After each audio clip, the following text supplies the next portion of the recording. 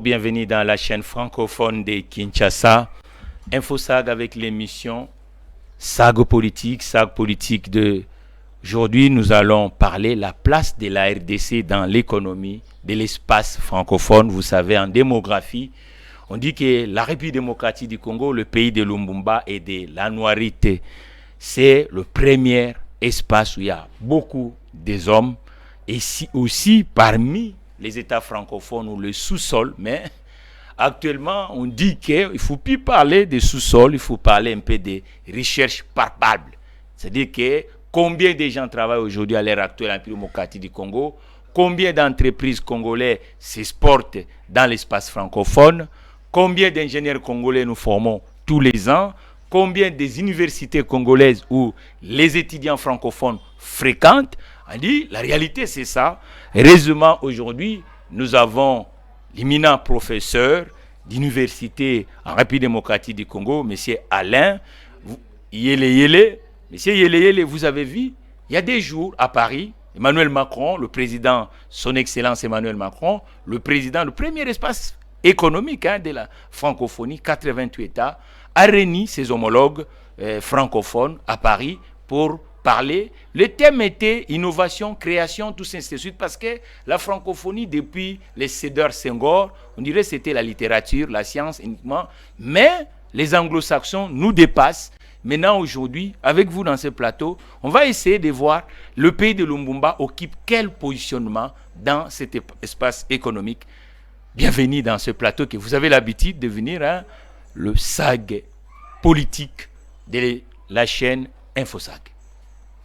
Merci beaucoup, M. Mathieu Takizala. Donc, nous disons, nous sommes un pays francophone avec 120 millions d'habitants. Aujourd'hui, vous êtes quelqu'un qui parle beaucoup plus des questions de développement. Quelle est la position en 2024 de l'économie congolaise dans cet espace qu'on dit la francophonie? Oui, voilà, avant que je puisse m'attarder sur la situation économique de la RDC, j'aimerais, dans l'espace francophone bien entendu, j'aimerais ici, dans un premier temps, abonder dans les sens de l'état, de la santé de notre économie, l'économie congolaise. Et puis, dans un deuxième moment, je vais aborder la place qu'occupe la RDC dans l'espace économique francophone. Ici, j'aimerais dire ceci que depuis belle lurette, l'économie de la RDC est monosectorielle. Elle est assise sur le mining.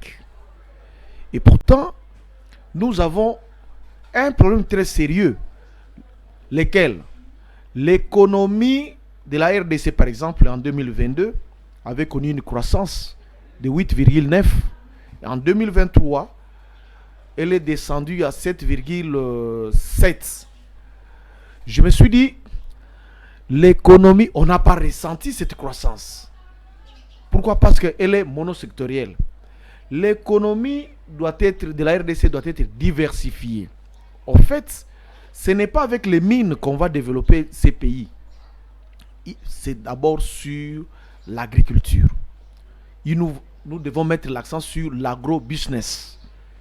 Alors, quant à savoir quelle est la place qu'occupe l'économie de la RDC sur l'échiquier francophone, j'aimerais dire ici que l'économie congolaise, d'abord, c'est une économie extravertie. Elle dépend totalement de l'extérieur. Oui, j'aimerais dire ici que juste 2023-2024, les PIB de la RDC, en 2014, c'était de 512 $. En 2024, ici, c'est 758 $. Donc, il y a quand même un pas. Mais curieusement, notre économie qui est totalement extravertie, c'est-à-dire tournée vers l'extérieur, à l'arranger dans l'espace francophone, je dirais c'est parmi les dernières économies. Pourquoi? Parce que la situation qui prévaut à l'Est ne permet pas que nous puissions connaître la stabilité. tout ce que les gens sont en train de dire ici et là, par-ci et là, c'est la poudre aux yeux. Nous devons être réalistes.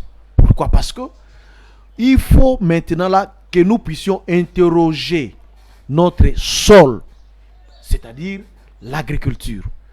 Quand vous devez classifier les économies, c'est jusque 2020-2023, la RDC occupe la 64e place du point de vue mondial. Du point de vue mondial, Mais parmi les économies pauvres.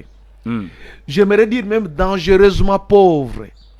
Vous vous rendez compte? Sur 177 États, nous sommes les 164e. Allez-y comprendre. 164e sur les 177 États. Le 167 de l'univers aujourd'hui. De l'univers, bien sûr. En 2024. En 2024. Et alors, ça, ce sont des chiffres oui, que vous tirez sur quel organisme?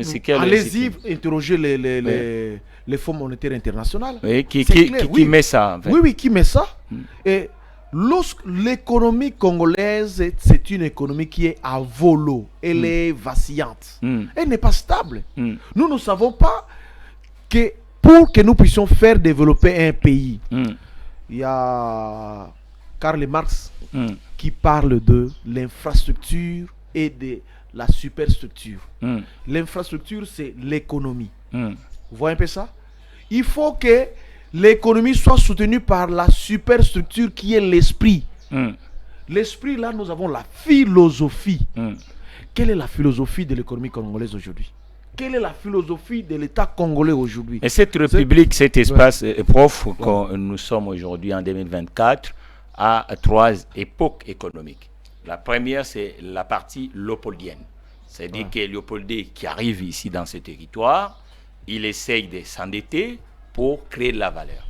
La deuxième, c'est l'époque de la Belgique comme gestionnaire, l'État belge qui gère. Et la troisième épisode de l'économie congolaise, 1960, c'est ce que nous appelons indépendance tcha-tcha, que notre compatriote avait chanté, Kabasele.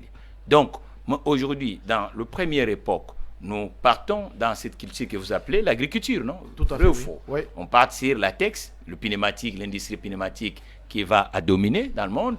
Après, nous allons passer vers cette culture de l'huile de palme avec les huileries du Congo. Ouais. Alors, en troisième position, vous parlez qu'aujourd'hui, nous sommes restés beaucoup plus dans la matière première. C'est ça, donc. Donc, la partie 60, c'est plus matière première. Il n'y a plus de huileries. C'est ça. Donc, c'est ce qui fait que nous avons une contraste aujourd'hui. Voilà. S'il faut abonder dans le sens qui est vôtre, j'aimerais ici dire, voilà, de 1884 jusqu'à 1905, les États indépendants du Congo, avec Léopoldville. Le Congo était un domaine privé de Léopoldville. Et toutes les extractions qui étaient faites, c'était au profit de Léopold II. Donc, nous, Congolais, n'avons droit à rien. Voilà pourquoi on a coupé des gens de leurs mains. Ils étaient des manchots. Quand vous résistez, vous ne travaillez pas, on vous coupe les bras. Vous voyez un peu ça? Je ne veux pas abonder dans ce sens-là parce que c'est révoltant. C'est pathétique. Alors, quand nous venons sur le plan de la deuxième période, de 1905, la Belgique, oui, jusqu'à 1959-1960. Avec un gouverneur général. Avec un gouverneur général qui vivait pratiquement en Belgique, à Bruxelles. Oui, mais qui avait un bureau là, on appelle la primature aujourd'hui. Oui, bien sûr, bien sûr. Là, nous travaillons au profit de la Belgique. C'est-à-dire, c'est le Congo qui a fait développer la Belgique.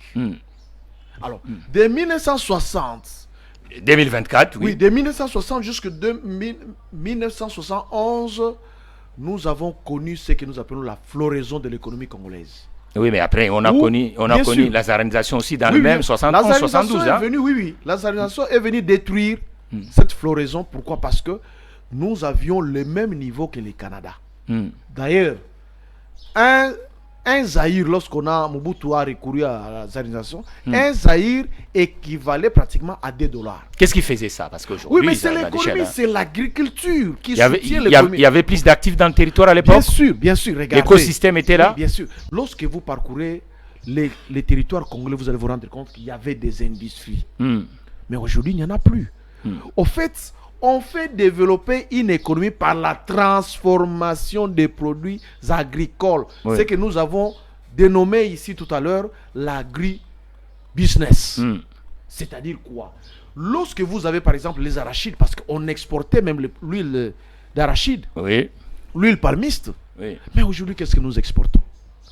L'économie congolaise, Vous comme je l'avais exportez dit. des grilles de bois qui viennent de Mbandaka, ainsi de suite. On nous voit Mais à quel état? traverser À les quel état? routes. Même nos Oui. matières premières là, soit Oui. les mining, les minéraux, Oui. sont exportés à l'état brut. Oui. Je l'avais dit la fois dernière, lorsque vous vendez le coltan aux multinationales, vous vous rendez compte? Les coltans, vous les vendez à moins prix, à bas prix. Mais ceux-là, lorsqu'ils les transforment, il y a ce que nous appelons la valeur ajoutée, les mêmes produits que vous leur avez vendus, ils viennent vous les revendre peut-être 100 fois les prix. Mais c'est pas du leur départ. Vous voyez un peu faute, ça? professeur. Oui, non, vous c'est la enseignez. faute à nous, les Congolais. Nous Oui. devons, lorsque nous extrayons, il faut une valeur ajoutée. Il faut une valeur ajoutée. On ne doit pas extraire les minéraux et puis on les vend à l'état brut. C'est nous qui sommes perdants. En 1971, Pour preuve, en vous avez parlé oui. de grumes là, Oui, qui de, sont grim- vendus. de bois, oui, qui Le bois, traversent qui, la route, qui oui. traversent. Hum. Mais à quel état nous les vendons? À l'état brut. Pour preuve, regardez les meubles qui nous sont vendus ici en ville. Mais ce sont ce que nous appelons les résidus du bois. Les déchets. Oui, les déchets qui sont vendus. Et nous envions ça. Mais quand vous les mettez... Mais il y a sur la 10 maison- ans, il y a Ouais, 10 ans, ouais. vous Oui, pouvez c'est- prendre oui. le bois des En fait, c'est les quoi? bois rouges ou noirs, Ouais. regardez nos ouvriers, comment ils conçuent ça. Oui, je sais qu'il y a Là aussi, chez tout ça, nous, ça compte. chez nous, il y a un problème de finition. Voilà, le style. Oui, la question de finition. Oui. Mais le meuble fabriqué ici à Kinshasa est Oui. plus durable Oui. que ce que nous achetons. Et quand vous en parlez ville. le Les secteur, designs, là, prof, ce qui quand est vous important. parlez le secteur par exemple d'ameublement, Voilà. on avait des industriels congolais dans le secteur. L'un est devenu même avant de partir ministre de l'économie de son état, autodidacte. Il commence dans le secteur vert, vous le connaissez aussi, Jean Mbemba, le père de Jean-Pierre Mbemba, avait une société dans l'ameublement. Vous le savez, donc qui Très bien, bien était sûr, ici c'est- sur 14 c'est Fénéma, ouais. qui était dans l'ameublement, et puis un autre industriel et qui était dans l'ameublement, il restait mythique dans la ville de Kinshasa, c'est la place Inzam, c'est l'ameublement autour de Kisombe, Kia, Kumosi. Mais aujourd'hui, dites-moi, vous dénoussez dans les grimes qui partent, vous avez un industriel congolais dans toutes les 5 régions, vous pouvez montrer même dans cette dimension que les Mbemba avait et le vieux Kisombe. En fait, le problème, c'est nous avions payé à son nom Papa Commanda. Oui. Quand vous regardez les meubles... Ah, lui, il est resté plus dans les Louis XV, Louis XVI, mais Oui, maintenant oui, le oui, design mais- est parti oui, ailleurs. oui, Hein? oui, oui. Le Mais- design est mais- parti non, non, ailleurs. au moins, quand vous regardez les meubles qu'il fabrique, Oui. ce sont les meubles qui demeurent. Je l'ai reçu Qui même, dépasse, qui dépasse le même papa ce qui- commandant un jour. Ce sur un qui est plateau. vendu ici en ville, Oui. le Papa Commanda, Oui. est-ce que le gouvernement l'a soutenu? Bah Vous oui, vous à un rendez moment, compte? le président Kabila a acheté même le même Oui, le président. Oui. Non, le il papa ne s'agit commandant. pas simplement d'acheter, Hum, mais il faut soutenir hum.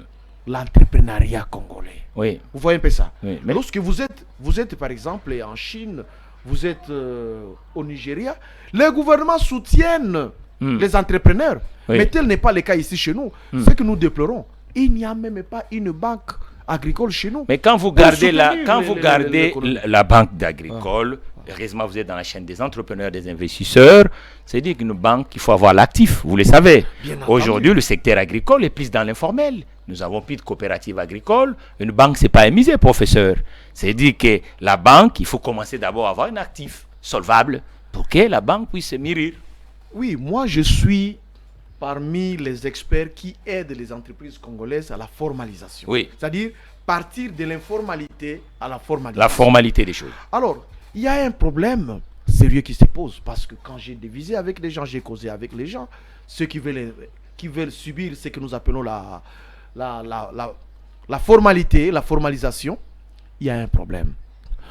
C'est quoi le problème? Le problème, c'est la surtaxation des entreprises. Qu'est-ce qui fait ça? Qu'est-ce qui fait ça? Le marché n'est pas encadré. C'est-à-dire quoi? Lorsque vous venez vous formaliser votre entreprise, ce sont des taxes.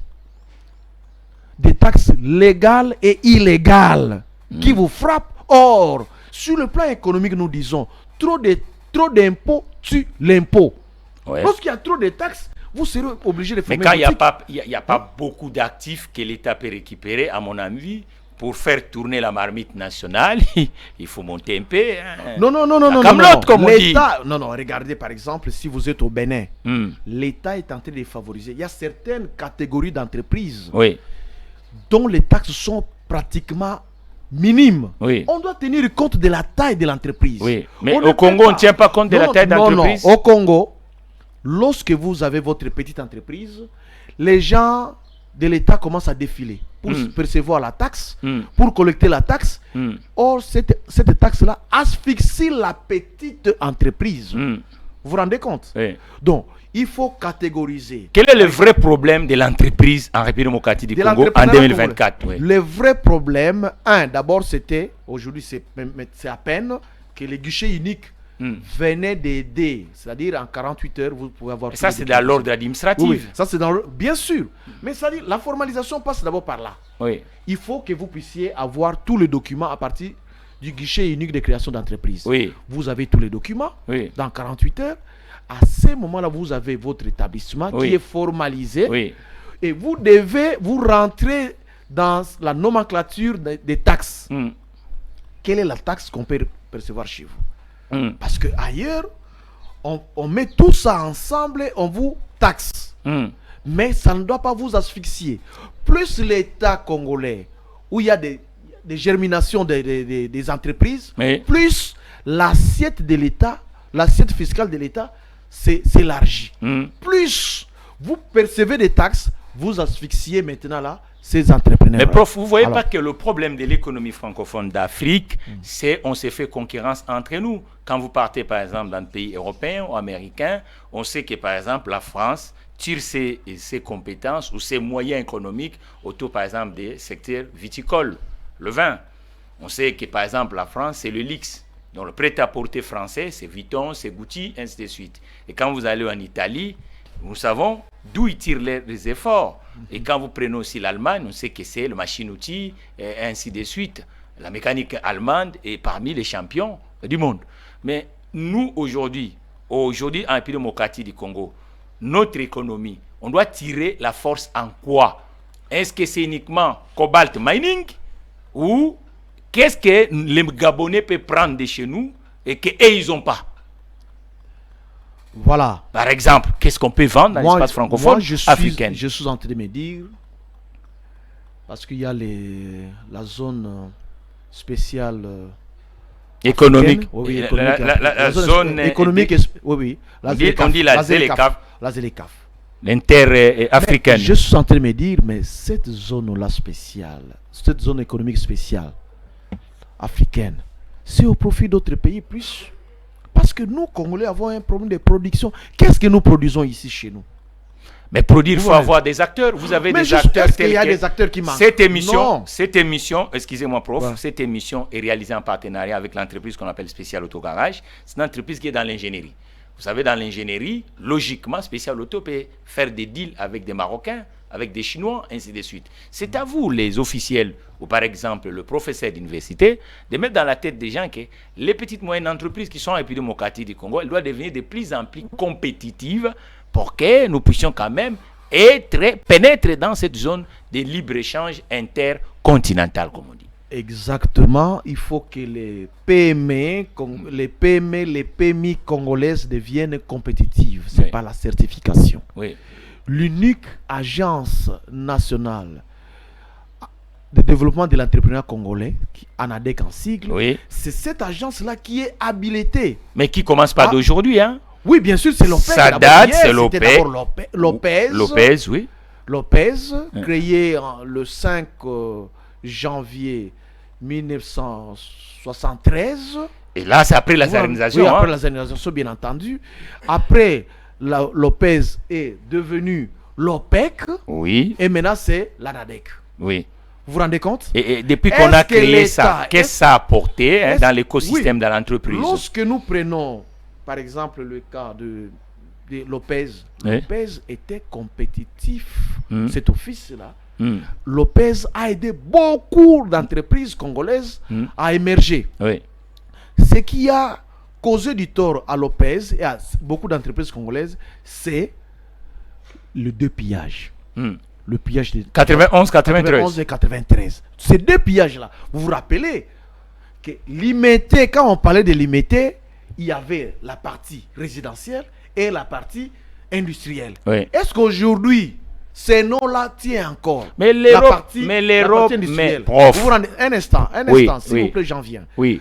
Donc, toutes les entreprises congolaises ont été totalement détruites. Oui. À telle enseigne qu'aujourd'hui, les Congolais ont peur d'investir. Oui. Vous savez? Oui. C'est-à-dire pour créer une entreprise, quand nous regardons les entreprises qui pullulent aujourd'hui en RDC, c'est plus les étrangers Oui.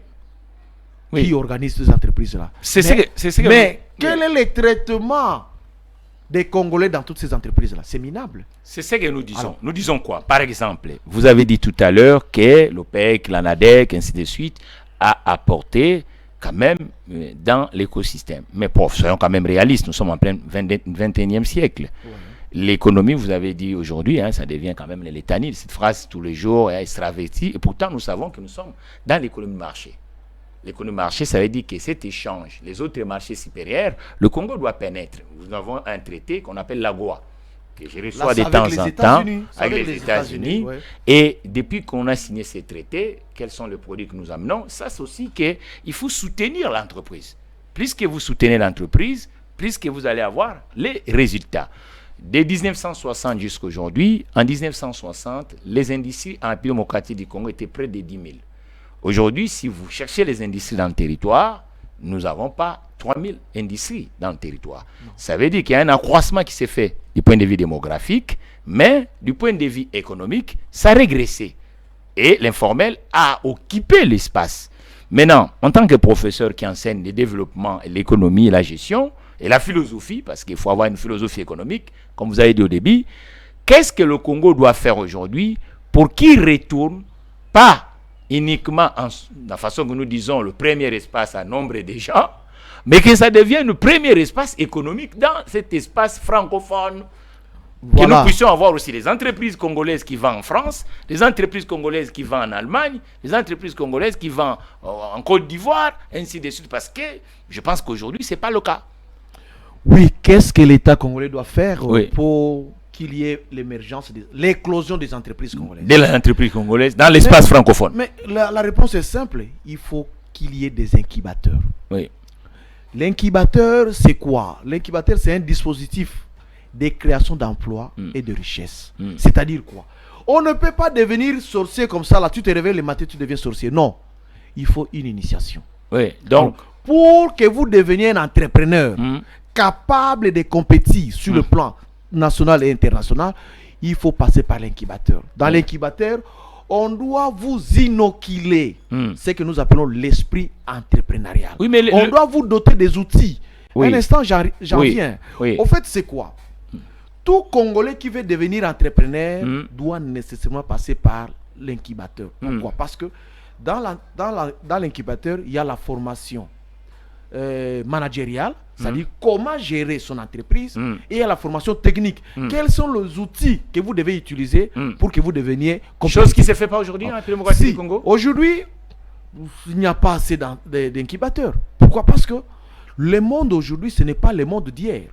C'est ce que nous appelons la nano-économie. C'est-à-dire l'économie qui devient de plus en plus très subtile. Oui. C'est-à-dire, vous avez un petit téléphone et vous retrouvez dans ce téléphone-là presque le tout. Oui. Et les gens ont besoin de la miniaturisation. Oui. Pas vous promener avec des gros téléphones, avec des ordinateurs, mais avec ça, vous pouvez répondre aux emails, vous pouvez créer avec votre téléphone. Oui. Vous comprenez? C'est pratiquement la miniaturisation. Et pour que vous parveniez à la miniaturisation, il vous faut passer par l'incubateur. Là, vous avez la formation technique. Comment créer, comment parvenir à la miniaturisation, comment créer réellement quelque chose qui doit attirer sur le plan national et qui doit tirer sur le plan international. Admettons aujourd'hui, prof, quelqu'un qui veut investir en République démocratique du Congo, comme nous sommes dans le chaîne des investisseurs et des entrepreneurs, il veut investir dans le secteur de l'élevage de poules. Quel capital il faut commencer avec, par exemple? Au fait, je n'aimerais pas dire quel est le capital, parce que le capital n'est pas qu'économique, n'est pas que financier. Il y a le capital d'abord humain. Parce que vous voulez vous investir dans l'élevage des poules. Mais il faut d'abord choisir quels sont les collaborateurs. Vous pouvez avoir beaucoup d'argent. Et ça, vous parlez de capital humain, de ressources humaines. D'abord, oui, les ressources humaines. Est-ce que nous formons aujourd'hui beaucoup? C'est le premier capital. Est-ce que, comme vous êtes enseignant, permettez que je vous relance, est-ce que nous formons aujourd'hui les gens qui peuvent travailler dans ce genre d'exploitation, élevage, tout ça? Oui, nous avons la formation des agronomes. Oui, à part les agronomes. Oui, nous avons la formation des agronomes. Au fait, ici, j'aimerais dire, je rentre dans ce que j'avais dit sur l'incubateur. Oui. Lorsque vous êtes formé, vous sortez de l'incubateur, donc vous êtes un entrepreneur aguerri. Oui. Vous saurez que telle personne peut travailler avec moi, l'autre.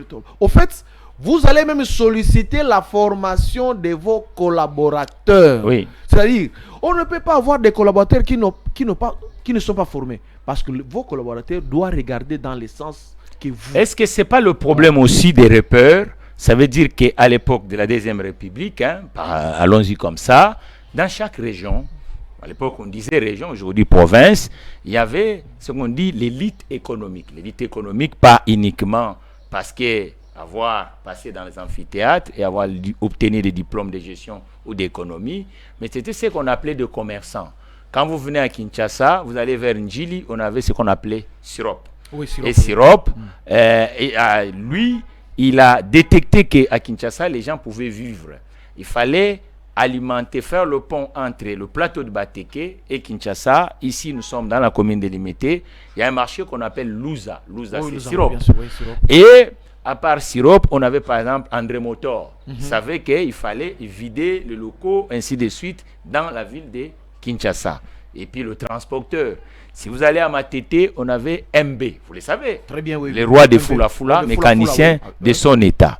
Et quand vous montez de l'autre côté, vous verrez le Vejano Mbemba. Vous allez à Kitambo, dans l'industrie pharmaceutique, on avait par exemple ce qu'on appelait le papa de la dame, la femme de Ouera Asson. Oui. Vous savez, c'était Sacramento, le vieux Saki, qui il vendait un peu des produits pharmaceutiques. C'est-à-dire qu'aujourd'hui, est-ce que vous ne voyez pas que l'économie congolaise, c'est aussi l'absence de cette continuité? On avait les papas d'Okolo vers les chambres froides et tout ça, ainsi de suite, dans cette ville.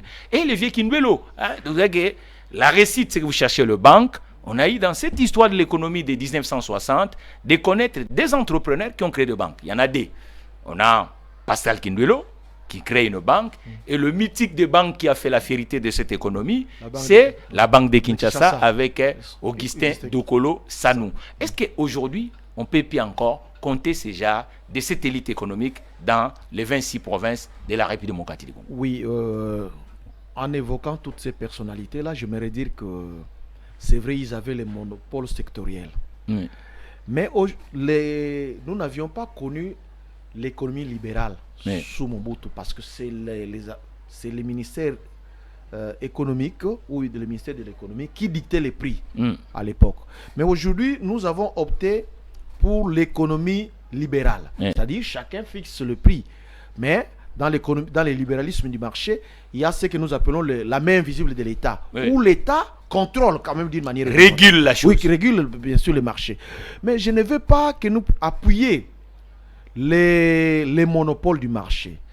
Aujourd'hui, l'économie, lorsque nous parlons du libéralisme du marché, nous supposons qu'il y a la concurrence. Vous comprenez? Elle est aujourd'hui avec l'informel, elle n'est pas une concurrence, elle est déloyale. Or, nous devons partir de l'informalité, l'économie informelle là, pour que les gens deviennent formels. Aussi longtemps que l'économie congolaise va demeurer dans l'informel, elle sera toujours ce que nous appelons l'économie souterraine. Elle ne va pas entraîner le développement de la RDC. Et donc, il y a nécessité que l'État notamment l'ANADEC, puisse travailler dans le sens d'amener l'économie congolaise de l'informel au formel, formaliser pour l'élargissement de l'assiette fiscale. Tenez, ce sont les petites et moyennes entreprises qui créent de l'emploi. Mais aujourd'hui, les petites et moyennes entreprises congolaises sont tous dans l'informel. Oui, mais parce qu'elles ont peur des taxes, elles ont peur de l'impôt. Et pourtant, comme je l'avais dit la fois dernière, l'État n'a pas de moyens. L'État, les moyens se retrouvent dans les ménages, dans les petites et moyennes entreprises. Si ces petites et moyennes entreprises deviennent formelles, à ce moment-là, elles peuvent payer leurs taxes, leurs impôts, et l'État vit. Il y aura maintenant un retour. Donc moi, ici, l'invitation que j'aimerais lancer ici, c'est à l'État, à la gouvernance économique, de travailler dans le sens de pouvoir restaurer de l'ordre sur le plan économique, qu'on sache quelles sont les taxes qui peuvent être appliquées ou les impositions applicables aux petites et moyennes entreprises. Sans cela, les gens vont toujours demeurer dans l'informel. Ça, c'est de un. De deux, il nous faut aussi un climat propice d'affaires. Le climat d'affaires n'est pas propice en RDC. Il faut alléger certaines taxes. Par exemple, aujourd'hui, vous allez vous rendre compte que je salue cette initiative-là parmi les mesures drastiques prises par le gouvernement suminois. C'est la semoule n'est plus soumise à des taxes à l'importation. Il y a quelques produits qui sont listés là-bas qui ne sont même plus soumis aux taxes. Ah, mais là, vous n'allez pas soutenir d'autres économies parce que si vous ne mettez pas des taxes... Non, il faut savoir travailler sur le plan économique. Pourquoi? Parce que vous ouvrez la porte là-bas, vous savez que de l'autre côté, vous allez récupérer. Parce que quand ces produits-là entrent, ça résout un problème. Moi, j'ai des pincements au cœur dans un état où nous, qui avons au moins 4 millions de kilomètres d'espace arable, des terres arables. Si nous suivons ce que vous êtes en train de dire, prof, vous ne voyez pas que les 4 millions ne seront pas réalisables, parce que si vous dites qu'aujourd'hui, dans cette approche économique, où nous disons, voilà, la transformation qui vient d'ailleurs, nous baissons les taxes, pourquoi pas conditionner? Parce qu'aujourd'hui, la grande distribution en démocratie du Congo existe. Et j'ai sali la première distributeur dans la grande distribution, c'était Tembena Tembe. Là, on a construit, peut-être la jeune génération, et ça, là, on a construit le ministère de l'Intérieur, le musée, on appelait ça Tembena Tembe. Pourquoi on ne fait pas que la moitié de ce qui se distribue en République démocratique du Congo soit produit? Les Sénégalais ont fait, avec le plan Sénégal émergent. C'est-à-dire que la moitié soit produit localement, pour que ça permette que la transformation congolaise puisse revenir. Mais si vous-même vous dites que c'est ouvert, mais si on va faire le jeu, Donald Trump, quand il arrive aux États-Unis pour appuyer l'industrie locale, qu'est-ce que Trump avait fait? C'est de taxer un peu le produit de l'adversaire. L'adversaire commercial, c'est la Chine. Et pour permettre aux industriels locaux d'avancer. Mais vous, ici, vous dites que qu'est-ce qu'il faut faire? Il faut baisser la semoule, mais la semoule là est transformée où? Mais ce qui s'est fait maintenant à Madimbaya, le Futoto, comment ça va se faire? Parce qu'il y a des industries qui ont fermé ici parce que la transformation locale devenait de plus en plus à des prix exorbitants. Pourquoi pas subventionner la transformation locale et monter un peu la transformation venant d'ailleurs? Comment ce qui est vrai, c'est la production locale ne parvient pas à satisfaire le marché. Oui. Vous voyez? Avant que nous puissions exporter, selon la loi économique, il faut d'abord satisfaire le marché intérieur.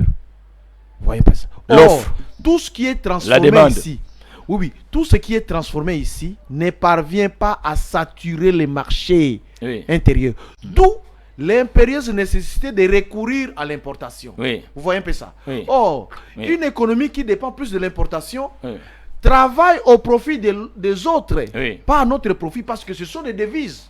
Or, si nous devons travailler, produire et vendre aux autres, à ce moment-là, il y a des entrées de devises, ça soutient l'économie et l'économie devient florissante. Pour nous remercions, parce que nous sommes à la fin, 1 minute seulement, même 30 secondes, on atterrit notre place dans l'espace francophone.